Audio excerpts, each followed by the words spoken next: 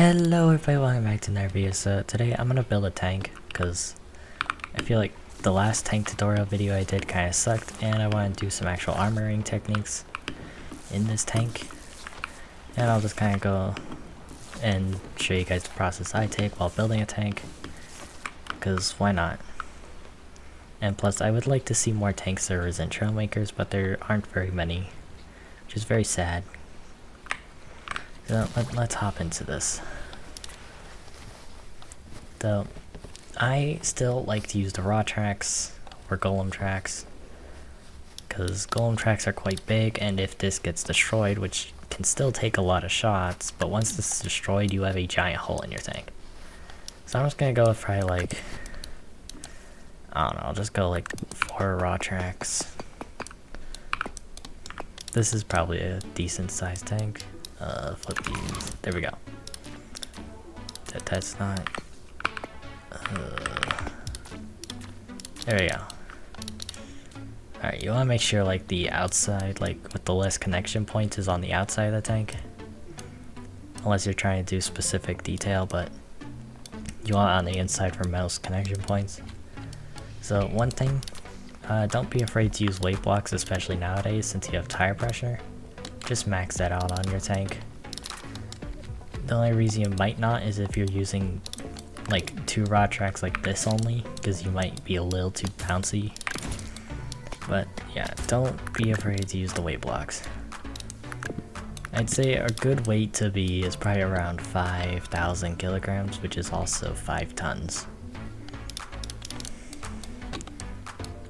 Alright, so you want to make sure you have all your tracks like connected together.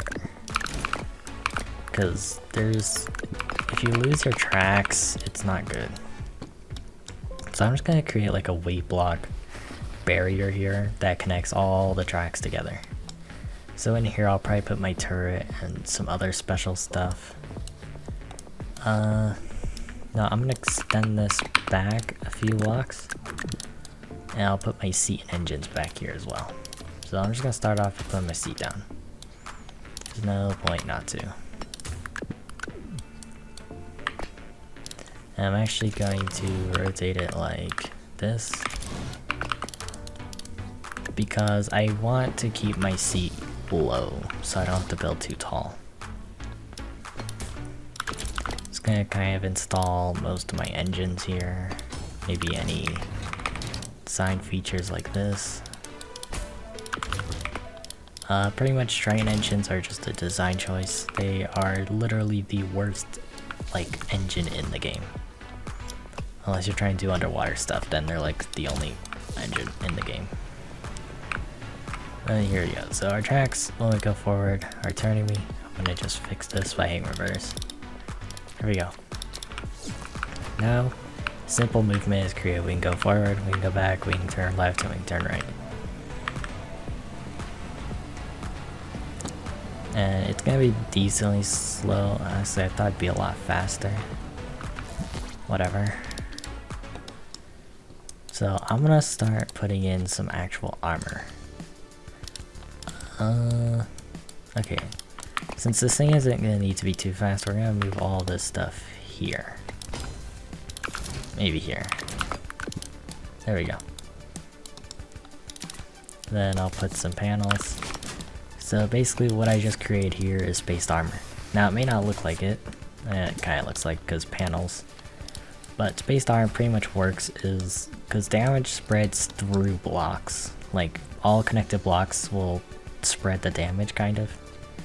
Unless you're specific, like your damage is like I think over like 6 blocks away from something.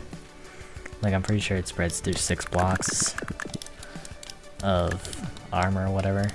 I have an armor tutorial, you can go watch that for extra armor help, but pretty much spaced armor is just you fill in the space, but you make sure there's no connection points so you need like heavily protected and stuff.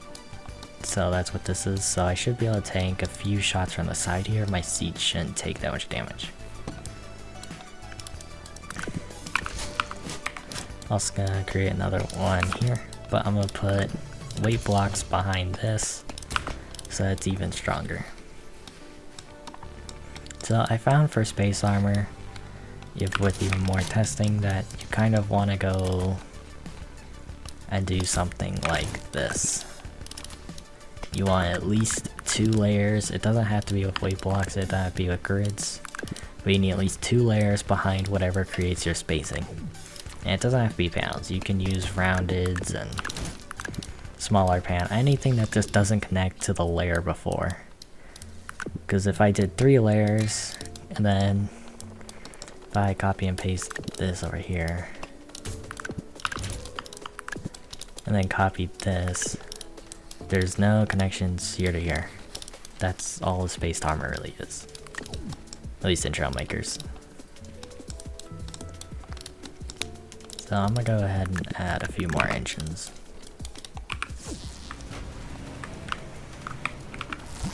Okay, I'm gonna work on the front.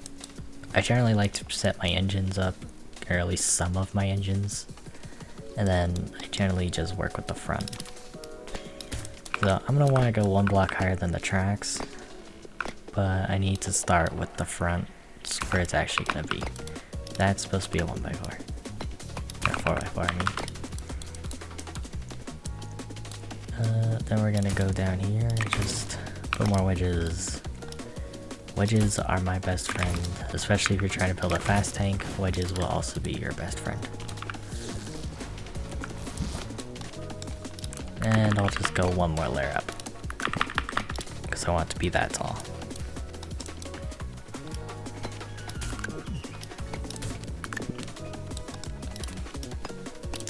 It's gonna like connect up the front to the back again, just for more durability and redundancy.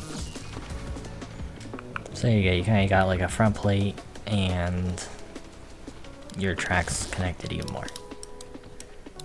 So we have this entire space for armor. So I'm just gonna fill it in with the spaced armor I literally just told you about.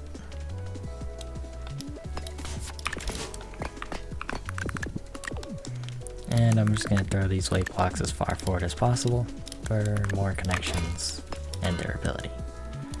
So I'm already like 2 tons. That's fine. Go and put more blocks here and then more spaced armor. This spaced armor I'm putting in here will kind of like somewhat work. It won't be very great.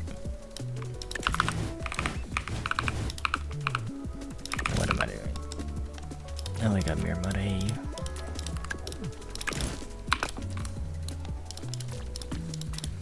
Alright, there we go. So, technically this armor, or these panels on top here, are slightly compromising the spaced armor. Because you, again, don't want connections from previous layer to the next layer. You want good, strong side connections, but you don't really want connections where the impacts are going to happen. So what I'm going to do, so that it's uncompromised, so I'm just going to take some of that. If you have complexity, just do some of like this, and then blocks behind it. But if you don't have complexity, and you still want to like cover it up, just use these blocks, and that'll work pretty well. But since this tank will probably have more than enough complexity, I'm just going to fill it in with normal blocks, because this will, again, increase their ability, and it'll give it more machine gun protection. So the front looks a little weird now, but whatever, it works better. So it's almost 2.5 tons, that's okay. So I'm gonna go with 1 more layer of spaced armor here. And I'm just gonna go grids. Well, okay, I might as well do weight blocks. I'm probably gonna be lighter than I need to be, or care to be.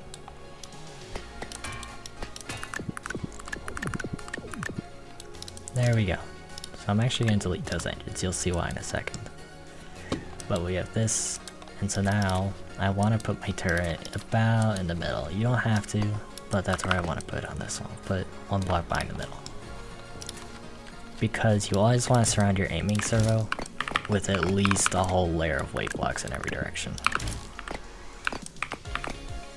There is literally no point not to, and this will protect your gun from falling off. You can even do weight blocks down here, and it's literally now encased in a ball of weight. Then what I'm gonna do is I'm gonna pipe the turret up, and actually it's too high for like the tank I'm building here, so I'll just drop it down. So the reason I'm doing this is keeping the aiming servo low on the tank. So if you're shooting about turret height and about here, they're not gonna really instantly kill the aiming servo.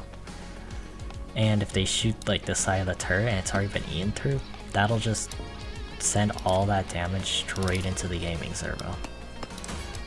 That would be sitting about here. So you don't want that. Next thing, just put weight blocks on top. There's literally no point not to. Because this will give one very strong connection to all of these cylinders. Next you can use distance sensors or like angle sensors.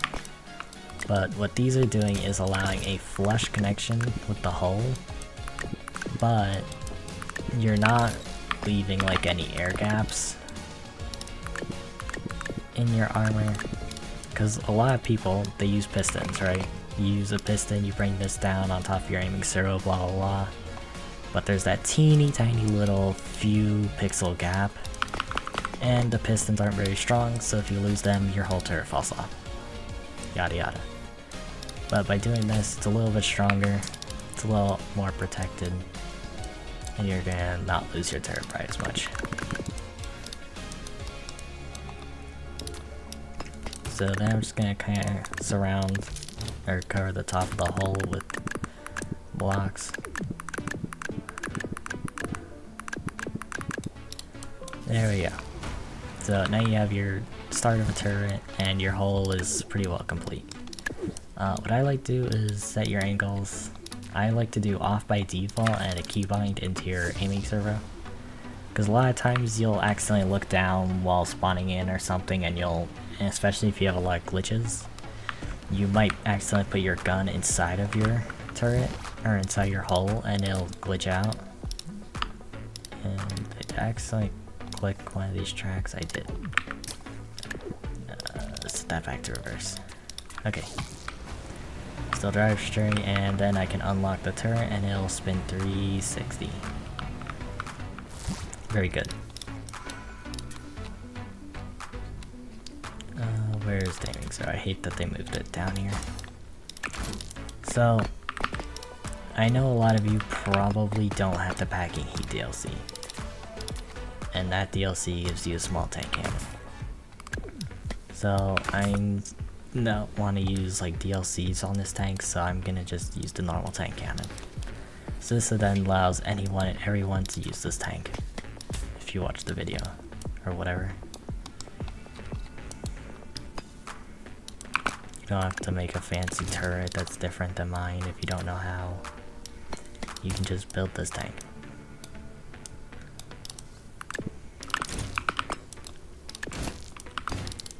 Alright, there we go. So the gun is now attached. And I need to do the same thing I did for the bomb here.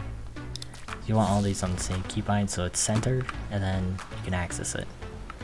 You want a button that you can easily reach, and that you will reach immediately without second thought.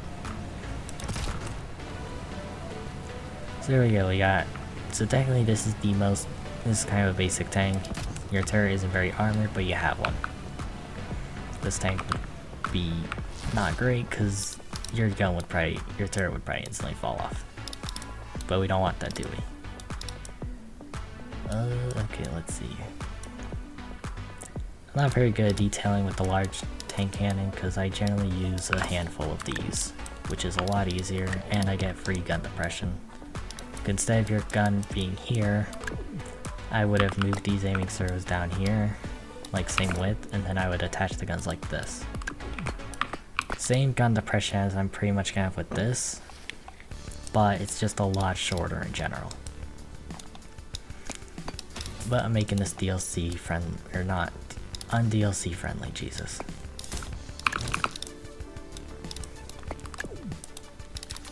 So I'm kinda just gonna like try and shape it out here.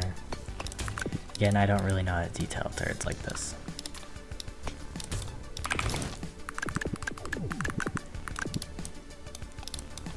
Actually gonna move this back a little. What the heck happened? Okay. I'm just gonna move this back a few, and then you don't have to put a barrel. I'm just gonna put a barrel. But if you want better armor, don't put a barrel. It's not good for you. It'll literally just reduce your armor. It'll make your gun easier to shoot off.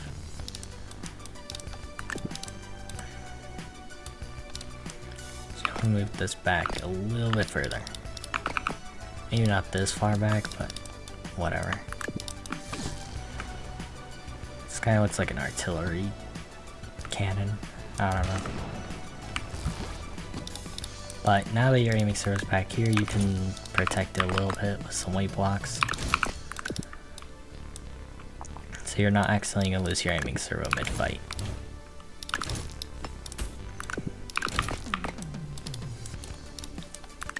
There we go, your turret servos are safe. You can move your gun still in every direction, you can move it down a little bit, and you can move it up a lot. Alright.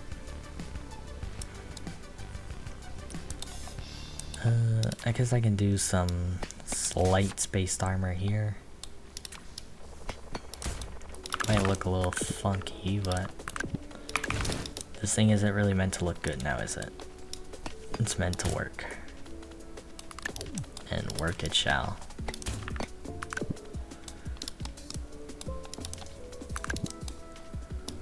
So there we go, created some slight spaced armor. That'll give us just like one free shot to the side of the turret. And we'll even do this, which will be even better.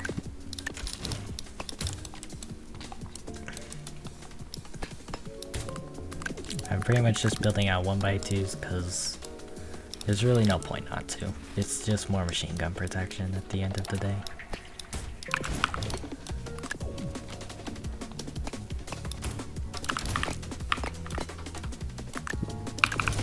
Kinda go with a little bit of detail there. I don't really know. Just kinda building. Which is how a lot of my tanks are built. I just go with the flow and something comes out and it generally works. Now when you're building heavy armor tanks like this, you really need to focus on how everything's getting built. And to make sure you're not compromising your armor. I know I just compromised the armor slightly back here, but I'm making sure it still has good connections. Okay, so this is probably about the hideous turret in the world, and now the gun doesn't rotate up and down. So I'm gonna remove that, and this is why. That's the block. So what I'm gonna do is I'm just gonna take this tube that has every connection except for like the bottom, and put it there. Put that on top, and there we go. Our gun can now aim up. It can now aim down. And it can shoot.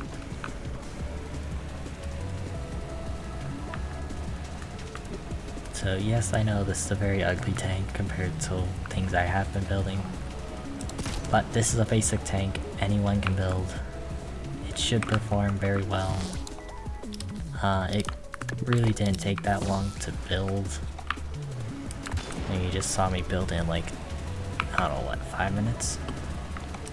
Didn't take very long. So the next thing, we're just gonna I'm just gonna finish the back up here. I don't like how this looks. And it can technically have a little bit more engine power. There we go.